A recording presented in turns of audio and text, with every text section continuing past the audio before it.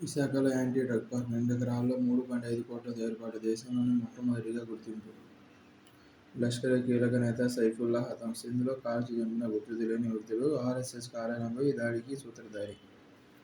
రాష్ట్రపతి ప్రశ్నల వ్యవహారాన్ని వ్యతిరేకించాలి. ఐక్యంగా చట్టపరమైన పోరాటానికి ముందుకు రావాలి. భాజపా ఇతర రాష్ట్రాల సీఎంలకు తమిళనాడు ముఖ్యమంత్రి స్టాలిన్ లేఖ. జ్యోతి మల్హోత్రా పూరీ ఎందుకు వచ్చింది? స్థానిక యూట్యూబర్తో సంబంధం ఏంటి? పాక్ గూఢచారం కేసులో ఒడిశా పోలీసుల దర్యాప్తు.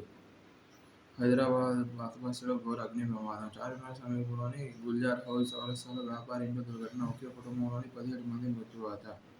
మృతుల్లో 8 మంది పిల్లలు, 4 మహిళలు, 5 పురుషులు. రాష్ట్రపతి ముందు పీఎం మోదీ, సీఎం చంద్రబాబు దిగ్భ్రాంతి.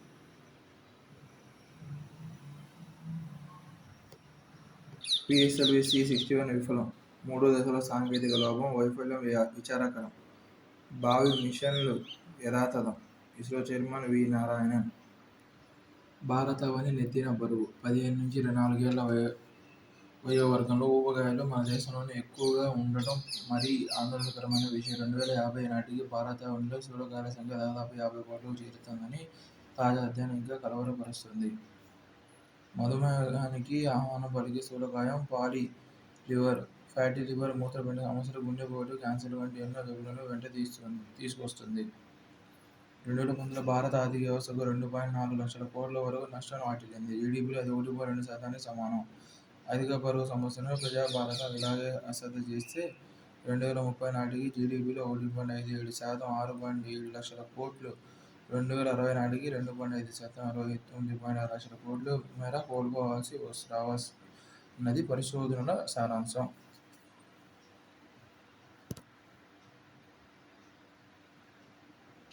స్వేచ్ఛ, వాణిజ్య పునాదులపై స్నేహ సౌధం. ప్రస్తుత భారతదేశం మొత్తం దిగుమతులు 1% యూఏఈ నుంచి వస్తున్నాయి. వాటి విలువ $650 కోట్ల. భారతీయ ఎగుమతులు 3.3%, $14 కోట్ల యూకేకి చేరుతున్నాయి. ఇరు దేశాల మధ్య స్వేచ్ఛా వాణిజ్య ఒప్పందం FTA కుదరడంతో ఇకపై అవి ఇతోధికం కానున్నాయి. భారత్ FTA వల్ల యూకే జీడీపీలో 2030 కల్లా $330 కోట్ల. ఒక బ్రిటిష్ పౌండ్ దాదాపు $114కు సమానం మేర పెరుగుదల కనిపిస్తుందని అంచనా. 2024లో $6,000 కోట్ల ఉన్న ద్వైపాక్షిక వాణిజ్యం 2030 కల్లా $10,000 కోట్ల చేరే అవకాశం ఉంది. ఐరోపా సమాఖ్య EU నుంచి 2020లో విడువైన బ్రెగ్జిట్ దగ్గర నుంచి ఇతర దేశాలతో FTAలో కుదుర్చుకోవడానికి యూకే ప్రాధాన్యం ఇవ్వసాగింది. FTA వల్ల యూకేకు భారత్ ఎగుమతి చేసే 99% వస్తువులపై సుంకాలను ఎత్తివేయడం మనకు ఎంతో ప్రయోజనకరం. ముఖ్యంగా జౌళి, తోలు వస్తువులు, సాంకేతిక పరికరాలు, సముద్ర ఉత్పత్తుల ఎగుమతులు వృద్ధి చెందుతాయి. ఇంకా బొమ్మలు, ఆర్గానిక్ రసాయనాలు, క్రీడా వస్తువులు, పాదరక్షలు, నగల ఎగుమతులు పెరుగుతాయి. దానివల్ల ఈ రంగాల్లో ఉపాధి అవకాశాలు అధికం అవుతాయి.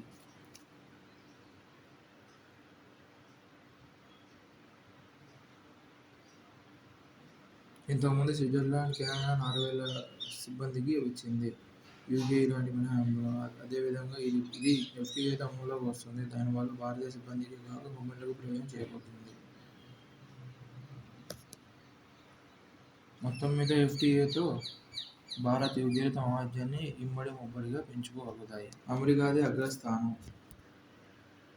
కమ్యూనికేషన్, నావిగేషన్, వాతావరణ సమాచార సేవలను ఉపగ్రహాలు విస్తృతం చేస్తాయి. ఈ క్రమంలో అంతరిక్ష ప్రయోగాలు నానాటికి అధికమవుతున్నాయి. గత ఏడాది ప్రపంచవ్యాప్తంగా శాటిలైట్ పరిశోధన ఉపగ్రహాలు, ల్యాండర్లు, రోవర్స్ యాత్రలు తదితరాలకు సంబంధించి 2,849 అంతరిక్ష ప్రయోగాలు జరిగాయి. అందులో 79% అమెరికా నుంచి వచ్చినాయి. 9%తో చైనా తర్వాతి స్థానంలో. 2024 ఆయా దేశాల అంతరిక్షంలో పంపిన శాటిలైట్, ల్యాండర్లు తదితరాల సంఖ్య. America 243, China 266, Russia 98, India 10. నకిలీ వెబ్సైట్లతో నయా మోసం. సైబర్ నేరగాళ్లు రోజుకో కొత్త మార్గంలో దోపిడీ తెగబడుతున్నారు. తాజాగా ప్రభుత్వ శాఖల వెబ్సైట్లకు నకిలీగా తయారు చేసి ఫేక్ డాక్యుమెంట్లు, సర్టిఫికెట్లు ఇస్తూ మోసగిస్తున్న భాగవతం బయటపడింది. తద్వారా ప్రజల నుంచి సర్వీస్ ఛార్జీల రూపంలో భారీగా కొల్లగొడుతున్న వైనాన్ని క్లౌడ్ సెక్ అనే సైబర్ సెక్యూరిటీ సంస్థ బహిర్గతం చేసింది.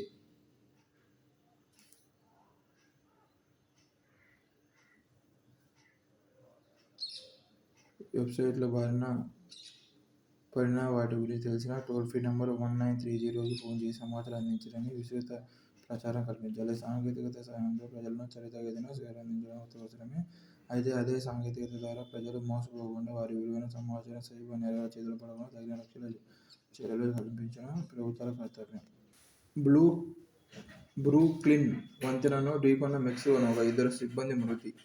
అంతర్జాతీయ సౌహార్ద పర్యటన కోసం బయలుదేరిన మెక్సికో నౌకాదళానికి చెందిన తెరచాప ఓడ శనివారం రాత్రి న్యూయార్క్లోని బ్రూక్లిన్ వంతెనను ఢీకొట్టింది. ఈ ప్రమాదంలో తీవ్రంగా గాయపడిన 4 సిబ్బందితో ఇద్దరు మృతి చెందారు. 142 ఏళ్ల వంతెన నాటి వంతెనకు పెద్దగా నష్టం కలగలేదని, అయితే 19 మందికి అవైద్య అవుతుందని న్యూయార్క్ నగర మేయర్ ఎరిక్ ఆడమ్స్ సోషల్ మీడియాలో ఆదివారం వెల్లడించారు. అమెరికాకు తరూర్ బృందం. బ్రిటన్, ఐరోపా కూటమి దేశాలకు రవిశంకర్ ప్రసాద్ టీం. 32 దేశాలకు వెళ్లనున్న 51 మంది నేతలు. ఆపరేషన్ సింధూర్పై సందేశం. రాజ్యాంగమే సర్వోన్నతం. CJ justice BR Gavai.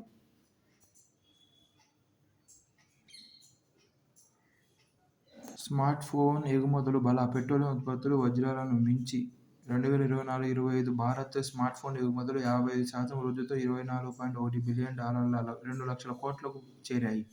2022-23లో ఇవి $10.96 బిలియన్ కాగా 2023-24లో $15.57 బిలియన్ ఉన్నాయి. భారత్ నుంచి స్మార్ట్ ఫోన్ ఎగుమతులు పెరిగిన దేశాల్లో అమెరికా, నెదర్లాండ్స్, ఇటలీ, జపాన్, చెక్ రిపబ్లిక్ ఉన్నాయి. అమెరికాకు స్మార్ట్ ఫోన్ ఎగుమతులు 2022-23లో $2.1 బిలియన్ కాగా 2023-24లో $5.57 బిలియన్ ఉండగా 2024-25లో $10.6 బిలియన్ వృద్ధి చెందింది. బాంబు పేలుళ్లకు విజయనగరంలో రిహార్సల్స్. అహీం పేరిట కార్యకలాపాలు, ఇన్షాల్లో సంప్రదింపులు. సౌదీ అరేబియా హ్యాండ్లర్ నుంచి యువకులకు ఆదేశాలు. ఉగ్రకుట్రను భగ్నం చేసిన దర్యాప్తు సంస్థలు. బహుముఖ వ్యూహంతో నక్సలిజంపై విజయం. కేంద్ర హోంశాఖ మంత్రిత్వ శాఖ వెల్లడి. 2010లో హింసాత్మక ఘటనల సంఖ్య 1936, 2024 నాటికి 374కు డౌన్. ఇదే కాలంలో మరణాలు 1005 నుంచి 150కి తగ్గుదల. 10 ఏళ్లలో 8000 మంది లొంగుబాటు. 2026 మార్చికల్లా పూర్తి కట్టడికి చర్యలు.